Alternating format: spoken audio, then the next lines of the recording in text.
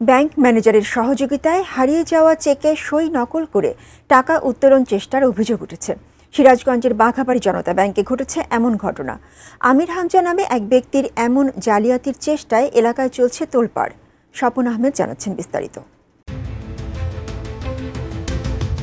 সিরাজগঞ্জ শাহজাদপুর উপজেলার বাঘাবাড়ী ঘাট ব্যবসায়িক এলাকা হিসেবে পরিচিত এই এলাকায় ঘটেছে অভিনব প্রতারণার এক ঘটনা। হারিয়ে যাওয়া চেক কুড়িয়ে পেয়ে সেই চেকে সই জালিয়াতি করে প্রায় ১ কোটি টাকা উত্তোলনের চেষ্টা করেছেন একই এলাকার আমির হামজা নামে এক ব্যক্তি। ভুক্তভোগী ব্যবসায়ী শুকুর আলী জানান, এবছরের জুলাই মাসের ৩ তারিখে ব্যাংক থেকে ব্যবসা প্রতিষ্ঠানে যাওয়ার পথে আটপাতার জনতা ব্যাংকের একটি চেক বই হারিয়ে ফেলেন তিনি।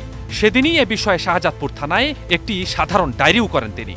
কিন্তু তার কয়েকদিন পরেই সেই চেকে ৯৬ লাখ টাকা লিখে সই জাল করে ব্যাংকে জমা দেন আমির হামজা। সকালবেলা খবর পাওয়া গেলাম, গেলি বেরো উনি বলে যে আপনার একটা চেক আছে ৯৬,০০০। তখন আমার গা অসহ্য মরে গেলে কয় কি আমার তো ৯৬,০০০ টাকা পাবে, এমন একটা কেন পাবে, কিসের টাকা পাবে, আর এইটা তো আমি কিছু বুঝি না। আমির হামজা যমুনা অয়েল কোম্পানি লিমিটেডের একজন সিকিউরিটি গার্ড ছিলেন। সে কোনো ব্যবসা বাণিজ্য করতো না, তার সাথে আমাদের কোনো ব্যবসায়িক লেনদেন ছিল না। স্বাস্থ্যকর অল টাইম ফ্যামিলি কেক, সব সময় অল টাইম হেলদি লাইফ। ভুক্তভোগী ব্যবসায়ীর অভিযোগ, চেকে সই জালিয়াতি হয়েছে। বিষয়টি ব্যাংক ম্যানেজার আলমগীর হোসেন স্বীকার করলেও আমির হামজার পক্ষে চেক ডিজোনার দেখানোর চেষ্টা করেন, যাতে আমির হামজা প্রতারণা মামলা করে প্রকৃত মালিককে হেনস্থা করতে পারেন। স্বাক্ষরে কি মিল আছে?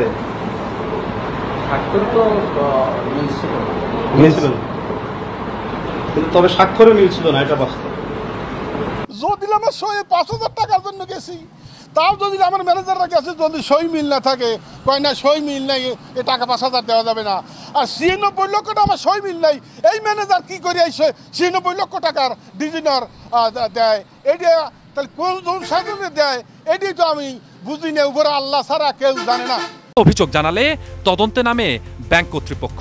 প্রাথমিক তদন্তে বাঘাবাড়ী ঘাট শাখার ম্যানেজার আলমগীর হোসেন জালিয়াতির সাথে জড়িত থাকার সত্যতা মিলেছে বলে জানায় ব্যাংকটির জেলার উপমহাব্যবস্থাপক তৌহিদ হোসেন। তার বিরুদ্ধে আমাদের তো এরকম ঘটনা আসলে আমরা সত্যি কথা আমার সার্ভিস লাইফে আমি কখনো শিকার হইনি। আমার যে বললেন যে এটা নিজে বসে পর্যন্ত আমি এই প্রথম আমি ফেস করা, ঠিক আছে। আমরা যে পদক্ষেপ আইনগত নেওয়া লাগে নিয়ে রাখছি। এখন এটা আমাদের সিসি ফুটেজ এবং ওই যে এফআইআর করা আছে, এটা প্রয়োজনে ওনারিয়াতে আমরা সহযোগিতা করব। এরই মধ্যে ভুক্তভোগী ব্যবসায়ী বাদী হয়ে শাহজাদপুর থানায় একাধিক মামলা করেছেন। তবে ঘটনার পর থেকেই পলাতক রয়েছেন আমির হামজা। Swapan Ahmed, ATN news, Dhaka.